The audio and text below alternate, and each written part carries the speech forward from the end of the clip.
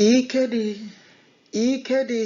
n'elu, ikedi n'ala, ike zuru ebe niile, ma ike Jehova kacha ike niile. Ike dị n'ugwu, ike dị na ndịda, ike zuru ebe niile, ike Jizọs Kraịst kacha ike niile.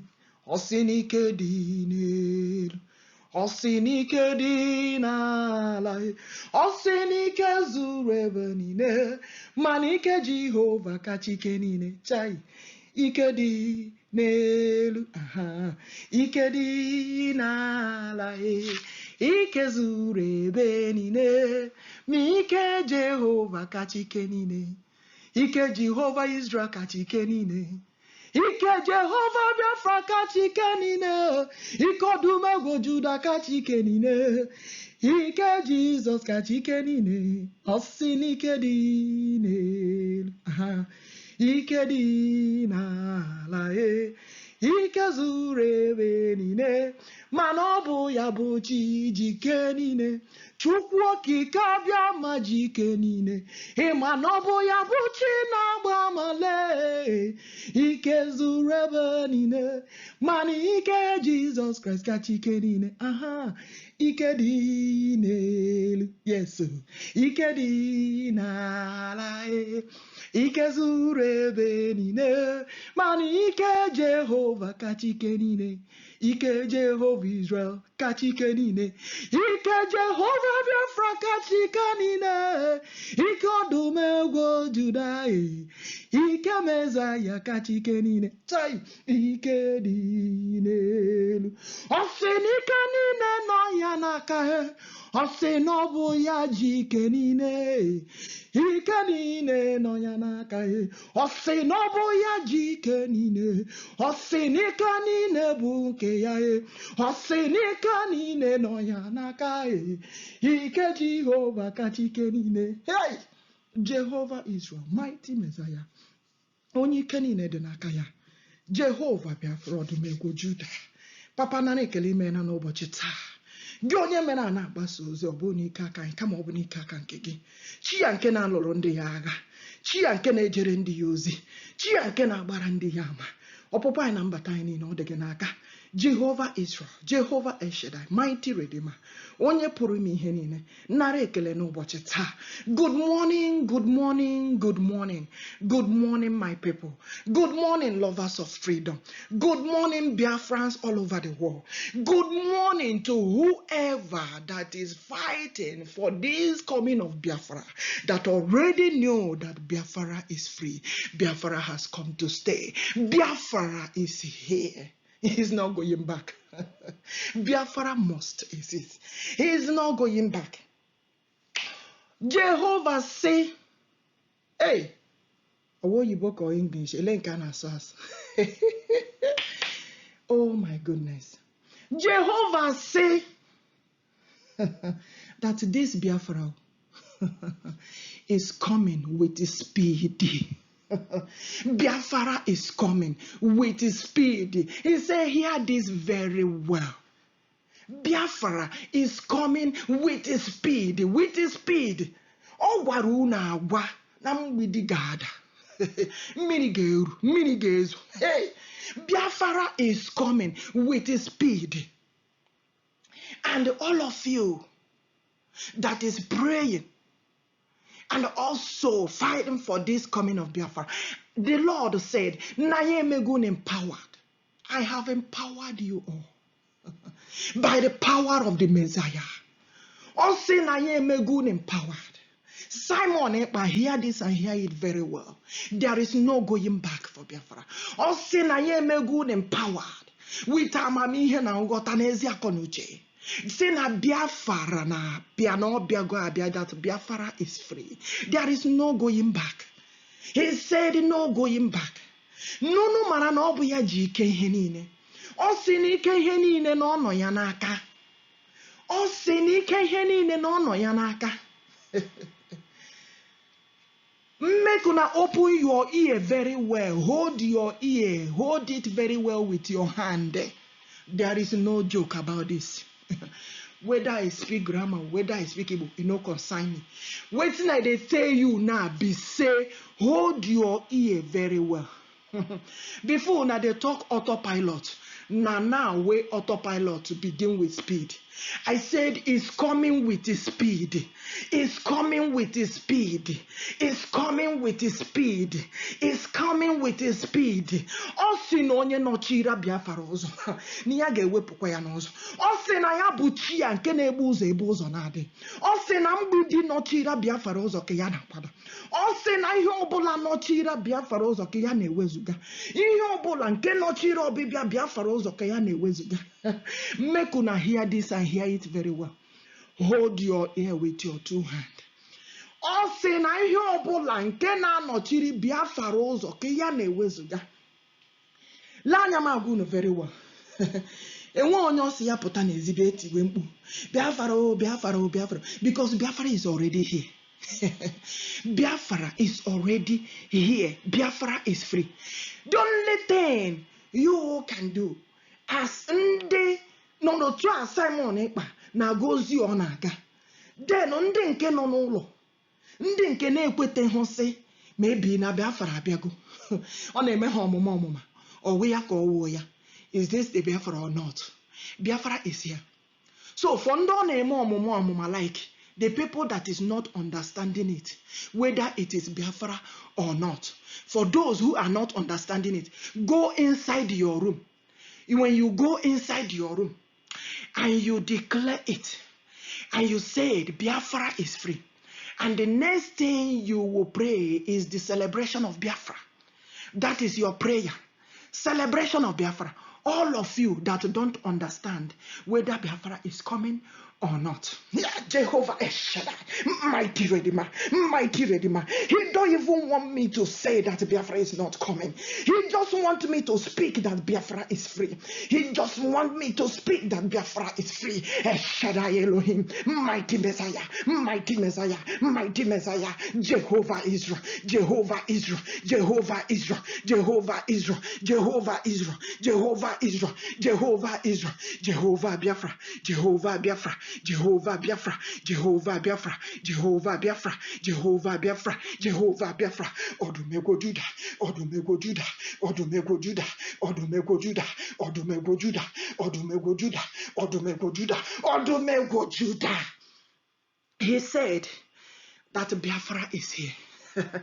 Don't even want me to speak the other, like to speak it in the other side, maybe by thinking that it's not here. No, he just want me to continue to speak that Biafra is free, Biafra is here, Biafra has come. Also no maka Biafra. Also no manandeni na na goku Biafra enwe nke na-ege ntị.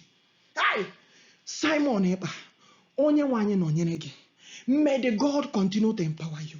May the God continue to show you the way. May the Lord continue to lead you. May the Lord continue to guide you. Jehovah sị na ihe niile ahụ nke ya na-eme na ọ bụkwa ya na-emere gị ya. Na ọ bụkwa ya na-emere gị ya. Na ọ bụkwa ya na-emere gị ya. Are you going out? Call upon the Lord. Are you coming in? Call upon the Lord. Call upon the Lord. Biafra is here. Simon Ekpa, listen. Whatever you are doing, anything that Jehovah na-agwa igana akpọku Chineke, igana akpọku Chineke, igana akpọku Chineke. Ọ bụrụ na ike aka mmadụ, ọ bụrụ na ike aka mmadụ, kama na ike aka nke Chukwu. Ebe ọbụla Nnamdi Kanu nọ, may the Lord guide him. May the Lord protect him. May the Lord lead him. May the Lord save him. May the Lord heal him. Jehovah Rapha, mighty healer, mighty healer, mighty healer, mighty healer, mighty healer, mighty healer, mighty healer, mighty healer. Chinatondi anabo. Yapuchita nyine. Yapuchita nyine. All of you that have been broadcasting and fighting and preaching for this coming of Biafra, may the Lord continue to guide you. May the Lord continue to protect you. May the Lord continue to save all your families, wherever they are. May the Lord provide. May the Lord guide. May the Lord lead. May the Lord lead. In the mighty name of Jesus, I call upon the angels of the Lord. Angel Michael, Angel Gabriel, Angel Uriel, Angel Rapha, the archangels, the cherubim in heaven, the seraphims. Let let them guide you. Osini yabuchia, nkene binetiti cherubim. Osini obi yabuchia, nkene buchite buchita. Osini obi yabuchia, nkene guide. Opopo nambata nine. May the Lord guide. May the Lord protect. May the Lord provide. May the Lord lead. May the Lord save. In the mighty name of Jesus. El Shaddai Elohim. Jehovah Israel. Mighty Messiah. Mighty Messiah. Mighty Messiah. Mighty Messiah. Ancient of days. The lily of the valley. The God of desert. The God of the whole world. Only the King of all kings. The King of all kings. The King of all kings. Jehovah Nissi. Jehovah Shammah. Jehovah Jireh. Jehovah Rapha. Ancient of days. Papa. Only Jesus Christ of Nazareth. Mighty. Mighty. Mighty. Mighty. Mighty Redeemer. Hold your ear very well. Hold your ear very well. Hold your ear very well. Biafra is here. There is no going back. There is no going back. There is no going back. Ununi ne mara. Manda Alaba International. Ahunam na hame bisire ngwahu no. Ahunam na hame bisire ngwahu no. Without giving you all any time. Without giving you all any time to pack your load. Let them also think very well. And know that they will pay back in Hunu Hamebri. Lagos government, they will pay back in Hunu Hamebri. They have to pay back in Hunu Hamebri. But let them understand that they cannot hold Biafra back. Let them understand that they cannot hold Biafra back. There is no restriction on Biafra going. There is no restriction on Biafra going. There is no restriction on Biafra going. There is no restriction on Biafra going. It is time for Biafra to go. It is time to rebuild the land of Biafra. It is time to rebuild the land of Biafra. It is time for Biafra to go. It is time for all the business in Biafra land to develop and establish in the mighty name of Jesus. It is time for Biafra. It is time for Biafra. It is time for Biafra. Let them understand and think very well that they cannot restrict Biafra to go, because this is the going of Biafra. This is the going of Biafra. This is the going of Biafra. This is the going of Biafra. This is the going of Biafra. This is the going of Biafra. This is the going of Biafra. This is the going of Biafra. Says the Lord of hosts. Mighty Messiah. A shield of days. Only kenina nonake. Chepurumi henine. Jehovah Israel. Jehovah Israel. Jehovah Israel. Jehovah Israel. Jehovah Israel. Jehovah Israel. Jehovah Israel. Jehovah Biafra. Jehovah Biafra. Jehovah Biafra. Jehovah Biafra. Jehovah Biafra. Jehovah Biafra. Jehovah Biafra. Odumegwu Judah. Odumegwu Judah. Odumegwu Judah. Odumegwu Judah. Odumegwu Judah. Odumegwu Judah. Odumegwu Judah. Let them know that they cannot hold Biafra back. Let them know that Biafra is a country. Let them know that Biafra is a country. Let them know that Biafra is a country. Let them know that Biafra is a country. Let them know that Biafra is a country. Let them know that Biafra is a country. Let them know that Biafra is a country. Onye ọbụla nke nọchiri Biafra ụzọ. Nwoke nwaanyị mgbidi ọbụla. Ahịa ọbụla ụlọ ọbụla. Nke nọchiri Biafra ụzọ tuko. Ka Jehovah na-ewepụ. Ka Jehovah na-akụtu. Ka Jehovah na-akụtu. Ka Jehovah na-akụtu. Ka Jehovah na-akụtu. Ka Jehovah na-akụtu. Ka Jehovah na-akụtu. Ka Jehovah na-akụtu. Ka Jehovah na-akụtu. Ka Jehovah na-akụtu. Says Biafra is free. Biafra is free. Biafra is free. Biafra is free. Biafra is free. Biafra is free. Biafra is free. Says the Lord of hosts. Thank you, Lord. Thank you, mighty Messiah. Thank you, El Shaddai. Thank you, Elohim. Thank you, wonderful Jesus. Thank you, Jehovah Israel. Thank you, Jehovah Biafra. Thank you, Odumegwu Judah.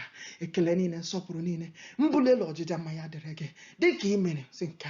Ewe basaya no do. Newo popular. Ekele derege. Ekele derege. Ekele derege. Ekele derege. Ekele derege. So shall it be, says the Lord of hosts. In Jesus' mighty name we have prayed. Amen. Thank you, Lord.